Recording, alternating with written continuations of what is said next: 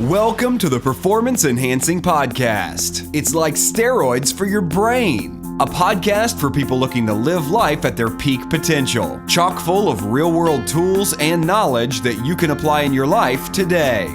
By providing you with a lens into the lives, beliefs, practices, and actions of those who are already living extraordinary lives, the Performance Enhancing Podcast will help you shift your mindset or create that change in your daily rituals and habits so you can explode with success in the areas of life that are most important to you. So get ready for another dose of Performance Enhancing Podcast with SatoriPrime. Here's your host, Ilan Ferdman. Hello, my friends, and welcome back to another Performance Enhancing Podcast with your host, Ilan Ferdman. And I reached back out to Kim Ades.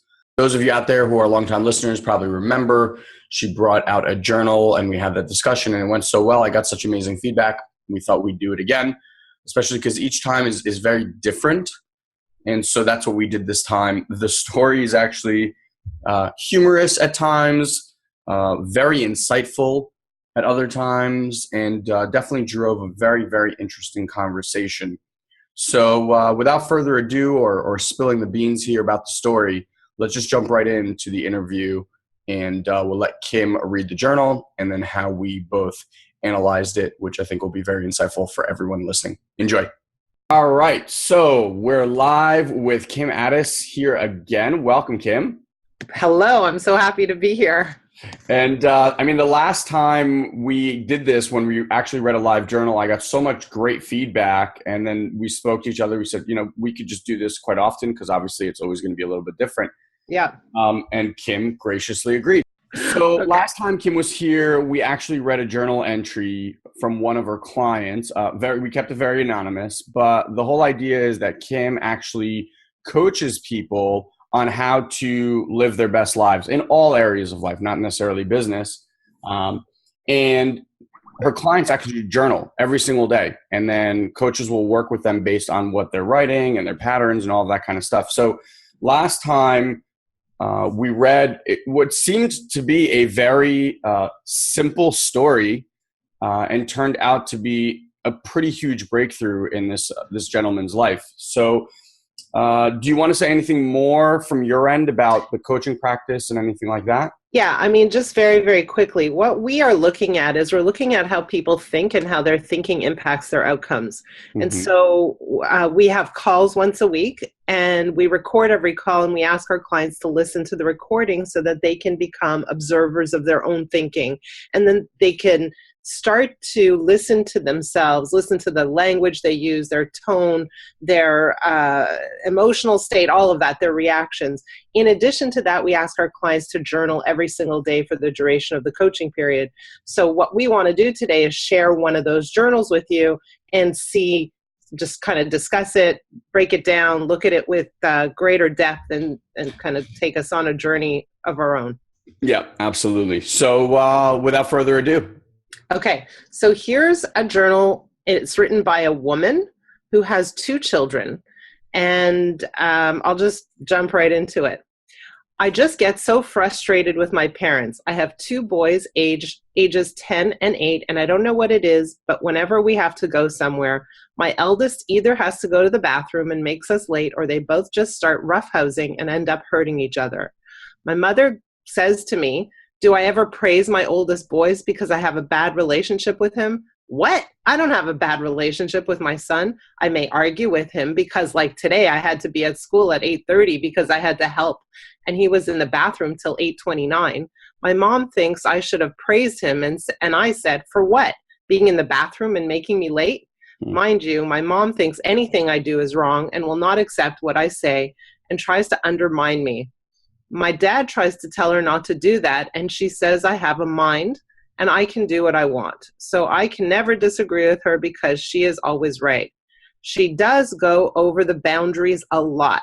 I have to carry a bubble around me. But honestly, if I say something she doesn't like, we argue, and then she says something I don't agree with, and then she goes on and on and on and won't stop talking. She may still talk about it 2 or 3 days later. It's just aggravating. And she called me asking how my oldest was because she knew we were running late this morning, and this is what she told me. I should praise him for getting ready, but he wasn't ready and we were late. So I should praise him for when he makes me late, or praise him for when he hurts his brother when they're all getting hyped up for some reason because we're leaving? I don't think so. Praise him when he does a good thing and when he's ready to go. And just to show that she was one up on me and just to be a smarty pants, she goes, well, I have to finish what I'm doing in the house and I don't need to go to the bathroom. I told her, really, was that necessary? You really just needed to say that. And she said, yes. Ugh, I need to learn not to talk about the kids with her and everything will be fine. I think that'll definitely solve the problem. Well, so I mean, this one's loaded, right? It's just loaded with all kinds of things. So let me ask you this question first. Was there anything that stood out to you? Any words that you read that stood out to you? Yeah, righteous, right. Being right. Okay. So in other words, she always needs to be right. Be more specific. Well, what I find to be humorous, which I'm sure she would not find humorous, is that she is her mom reincarnated, and she's just basically reliving the exact same scenario with her kids in her own version. And the thing that when I coach people, the thing we see in others that irritates us is the thing that we resist to look at in ourselves. And it's just so funny that she was brought up in this kind of household and that is what she knows. And she's basically doing the same thing to her children and is completely unaware of any of it. Right. Okay. So, I mean, that's one possible scenario. It's an interesting thing because when someone's frustrated with someone else in the middle of coaching, and basically what you do is you hold up a mirror and you say to that person, hey, that person that's frustrating you, that's you. Yep. Like what that does is kick them in the gut. Yeah. And while you may be 100% right, we don't really want to kick our clients in the gut. Right? So what we want to do is help her understand how her thinking is creating her frustration. Okay. So for starters, in this case, to me, there's a lot of humor in this particular journal that she doesn't see. It's frustrating. She's upset. She's pissed off at the world. But to me, it's kind of funny. She has to leave and her son needs to go to the bathroom at 8:29 when she needs to be there at 8:30. And so the whole thing is a little bit humorous, but she doesn't find humor in it. So the first thing I would do is bring her attention to the humor in this situation and say, you know what, in the grand scheme of life, this is a pretty funny scene. And when you look back on it in a few years, it's going to be something that you are able to laugh at, while now it's something that's just bothering you. Yeah. The second thing is this whole issue about her mother and how whatever her mother says, she really takes to heart. Yeah. And so, and she may be exactly like her mother, but the issue is that what she's doing is she's processing her mother's comments and she's making them mean that she's not a good mother. Yeah, for sure. And that eats her up more than anything else. It eats her up more than the fact that her son goes to the bathroom and roughhouses and all of that. It's her mother's comments about her that eats her alive. So what we want to do is really explore the relationship between her and her mother. And so if the mother says, yeah, you should praise him. Okay, that's an interesting idea. I'll praise him more often. Thank you for the recommendation. But instead she resists it and she fights it. And so what we want to do is really explore that resistance, that feeling like she's under attack. What do you think of that? Well, I'm going to share a very personal story. So and this is so funny, this is exactly what I shared at the Rosh Hashanah table. Because someone brought up her mom had been there and it just reminded me of the story. So when I first did any personal development work, I remember sitting in a room and everyone's talking and, people are sharing just incredible things, like not incredible that they were great, but just incredible in their power, of being raped. I heard a kid talk about a father holding a gun to his head, molested, all sorts of horrible, horrible things. And I remember sitting there going, Wow, my life is so blessed. You know, my parents are amazing. They love me. I've always felt loved. I've never had any of these weird, tragic experiences. And the sad part for me was that what I felt was that I'm blessed, but I didn't, because of that, and I saw all this other stuff, I didn't want to dig into my dark holes because nothing seemed even remotely at that level. Eventually, I ended up speaking to someone in the room who was a coach over there, and they made a very good point to me, which was, it's not relative. Like what there is, that's their thing that they need to go through. You have your thing. And even though it might not sound that huge to you, it is just as impactful. Yeah. And I was like, oh, okay.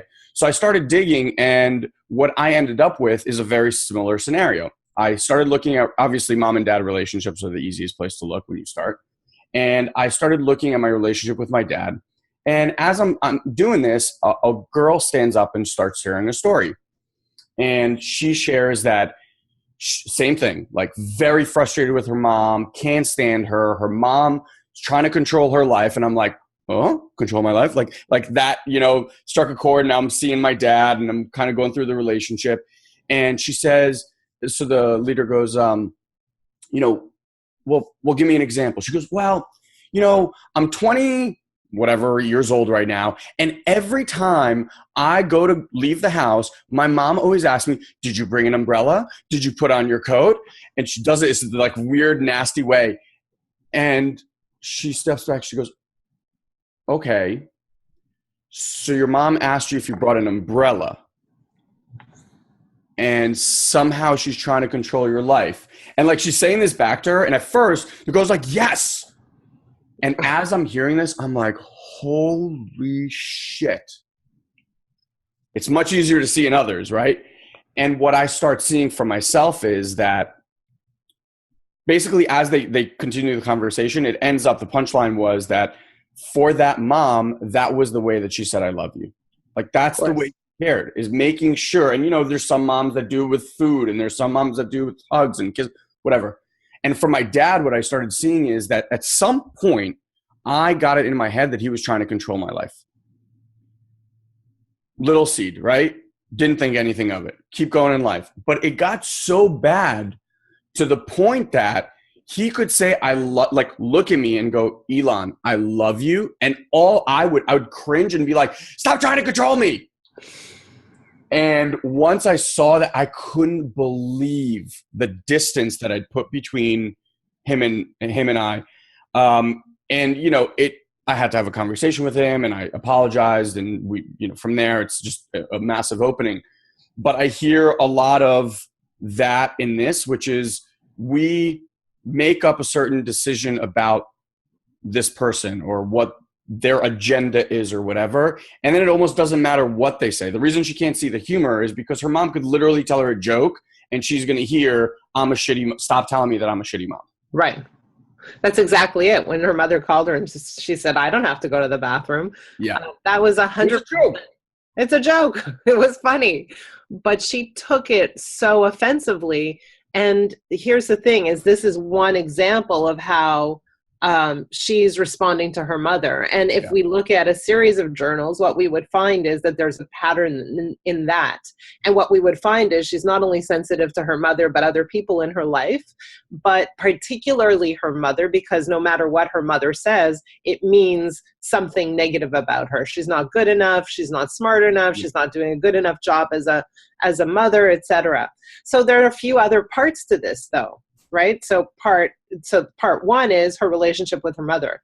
Part two is this concept that she writes about, I have to create boundaries. My mother crosses the boundaries all the time. Yeah. So in the coaching world, a lot of coaches talk about boundaries. What do you think about that? I have a specific idea or opinion on boundaries. What are your thoughts? Well, give me, because I guess boundaries can go a lot of different ways in my head. So just give me an idea of what you mean by boundaries. Well, normally when you think about the conversations that coaches have with their clients, they're all about creating boundaries, you know, with like other people. as a method of self-care, create boundaries. Got it. You know, like take care of yourself, respect yourself, create boundaries. What do you think of that? I think boundaries are bullshit, to be honest. I agree with you 100%. I'll give a great analogy, and this is an amazing book. I don't know if you've ever read it. It's called The Untethered Soul by Michael Singer. No, but I'll write it down. Brilliant. It's so up our alley. It's just, we could probably do like a multitude of podcasts just talking about that book. But he says something really interesting. He's like, we think that we live this infinite life. We think that we have this just vast open space, but he goes, in reality, we're all just in a box of our own creation with these boundaries, like I'm in a box with this person and this is what I can do, or in my work this, or with my kids this, or whatever. And the analogy he said, it's like, you think that it's not there because you don't see walls. You see infinite. But he goes, if you have a dog and there's a fence around your property, and then technology comes along, and instead of a fence, now you put wires underground and a collar on his thing, and every time the dog walks towards you, he's like, oh my, at first he's like, oh my God, freedom, freedom. And then he walks, he's like, what was that? And then he's now afraid to go past that wall. Why? Because self-preservation, like you said. So if we fear something, whether it's a situation, a person, or anything, we will do everything in our power to avoid it. I mean, her last line proves it, which is like, so I'm just no longer going to talk to her about my kids and everything will be okay. Yeah. And it's like, that's the wall. That's the invisible wall that now she says, this is what I'm going to do. She's going to forget that that's what she's going to do. And say, like, fast forward this 15, 20 years from now, the rift will be huge between them because of that one line, if left, unevaluated, for example. But obviously, she's doing this with the intention to bump up against these walls. So I think boundaries are mandatory. Like in Jurassic Park, where the I don't remember the dinosaur's name, but they would keep testing the fence to find where they could get out. For me, that's what boundaries are. Like, they show me where I need to look in order to push it, versus touch it and go, oh my God, no, that's so scary, and run away. But I feel like for a lot of people, that's the self-preservation reaction. You know what? Your point of view is really, really interesting. To me, it's really fascinating that basically you're saying we put up boundaries for ourselves without really being conscious of aware of that. And those boundaries prevent us. I call them limiting beliefs, right? Mm-hmm. In this case, when I'm thinking about boundaries, usually when we talk about boundaries, we create boundaries that other people should not cross. Yeah. And so why I don't like boundaries is because if I create a boundary that says, hey, you're not allowed to come into my house with dirty shoes, or you're not allowed to do all the, I don't know, I'm making things up. But what I'm doing is I'm actually focusing on the very thing I don't want. Yep. Right. So that's what boundary does, is literally it pushes on, and it focuses on the very things that I don't want to have happen. And so literally you say, well, I want to have great relationships, except all these men come into my life and they're abusive. Well, I don't want an abusive relationship, and I'm going to create a boundary. No abusive relationship. So what am I focused on? I'm focused on abuse. Yep. And so I'm heavily pushing my back against the door on abuse. And because I'm pushing my back against the door on abuse, I'm not removing myself from the door and opening it to allow a wonderful relationship to come in. And so I'm focused on abuse rather than focused on the things that I want. So another example is, take a real estate agent as an example. They work all kinds of hours, and so they think to themselves, I need to create boundaries. You're not allowed to call me between 8 o'clock at night and 8 o'clock the next morning. You're not allowed to do that. Well, rather than giving people rules and regulations about what not to do, tell them what to do. Here's when I'm available. And if you don't want to take calls after 8 o'clock, don't take calls after 8 o'clock. turn off your phone.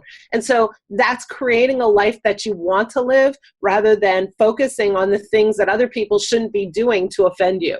And so there's a huge distinction there between that concept of creating boundaries where you say, well, you're not allowed to cross this line, versus saying, here's what I'm looking for. I'm going to move in that direction. And people get confused with that because they can't seem to take their eye off the thing that bugs them. Yeah.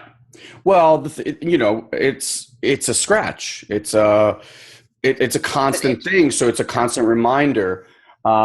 You remind me of two things. One, specifically around the time thing. When I used to work back in my old job, I wanted my first, I didn't want to speak to the outside world till 11. Like I really wanted to just narrow down. So I remember having this kind of conversation. We were going to tell our secretaries, don't let any calls in before 11. And me and my friends all kind of think very similarly. So we're like, no, we're not going to do that, because we know that the universe or God, whatever, it doesn't hear I don't want or no, that it just hears the thing. So we were like, let's just focus on being super productive between 9 and 11. Like as productive as we can humanly possibly be. I'm not kidding you. Within 3 weeks, the phone didn't ring in the office till 11 o'clock. I remember when it happened, we just sat there. We're like, it was like the freakiest thing. And our secretary's like, what is happening? We're like, we don't know. Well, this is the thing, is people struggle so much with what's happening in their world that turns them off, that eats at them, annoys them, agitates them. And they can't seem to step away from that and say, well, okay, so I'm clear about what's not working for me. Let me leverage that so that I can focus and pivot towards what I want. Yeah. So that's really a crucial piece here for this particular person who journaled, is to say, okay, so what kind of relationship do you want with your mother? How will you build that? Yep. As opposed to, here are the things that are annoying me about her, and so I'm going to create these walls, these boundaries. Here are all the list of things that I'm never going to talk to her about. And so what we see is a shrinking relationship rather than an expanding relationship. And I'll bet you that if you sat her down and said, what do you really want from your mother? She would probably say, I want my mother to be proud of me. I want my mother to see me in a positive light. Yeah. And if you had the conversation with her mother, she'd say, I do. I was just going to say, I guarantee that if she actually spoke to her mom and asked her straight up, then she would. It's just delusional. Well, not delusional, but through this framework that she's made up for herself. But let me ask you this. I mean, and I think we spoke about this before. There's obviously a payoff or some sort of benefit to holding these things in place, right? Some sort of addiction that we have to this. So in this particular scenario with this person, what would you go into that realm? Would you say like, why would you go into the why of why she's keeping this in place? It depends if she does keep it in place. So sometimes people see their thinking and see the way they're thinking is holding them hostage, and they go, oh, wow, I didn't realize I was doing that, or I didn't realize I could do something else, or trade up my thinking to something that's more useful and empowering. And if they realize it and take action or start to shift their thinking, it's a great thing. And I don't need to look at the holding on component. Mm-hmm. But if we do this work and nothing really shifts, then we go there. And the question is, why are you holding on to this? How is it serving you? Mm-hmm. For example, I was coaching a gentleman who ended up getting divorced from his wife, and he just couldn't get past the fact that she ruined his life. Wow. Right. And so even though he was dating other women and, his kids were much more well adjusted now that they were separated and living in different homes and things were looking up for him, he just couldn't get past the fact that it was all her fault. And so, then the question becomes, so what's in it for you to believe that? Yeah. And oftentimes what's in it is that they get to be right. Yeah. I was going to say, I mean, that's the word that kept coming up as you're reading it for me. She's right. She wants to be right. She has to be right. All these kind of things. So that's why I asked. Yeah. Here's what I find really humorous about this whole thing is that when we're in our own lives and we get into our own patterns and worlds and have these conversations, it just seems like that's the way it is. And yet you can see how much detriment this has on this woman's relationship, not only with her mother, but then how that's played going forward with her sons and just in general, this outlook on life. And it all stems from kind of this deep place of not being good enough or not being, in this case, a good enough mom. So really, really powerful stuff. We're going to continue this in part 2 and go even deeper than we have so far. So hopefully you'll join us for part 2. And until then, have an amazing, amazing day.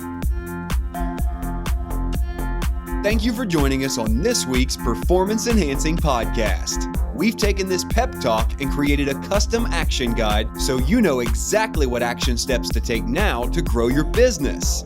Just head over to SatoriPrime.com/podcast and download it for free.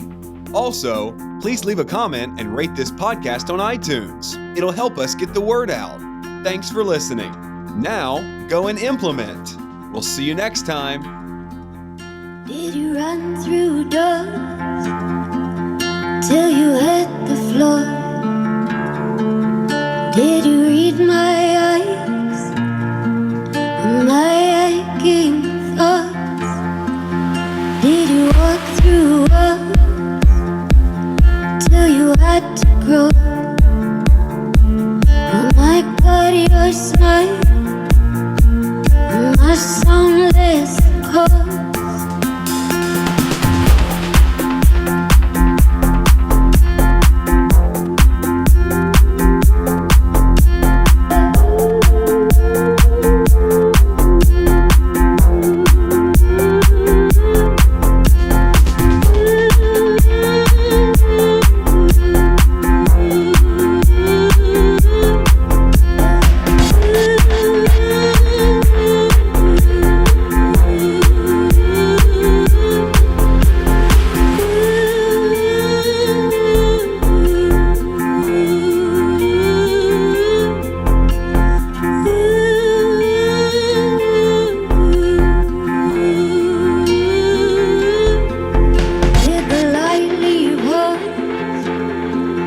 Where the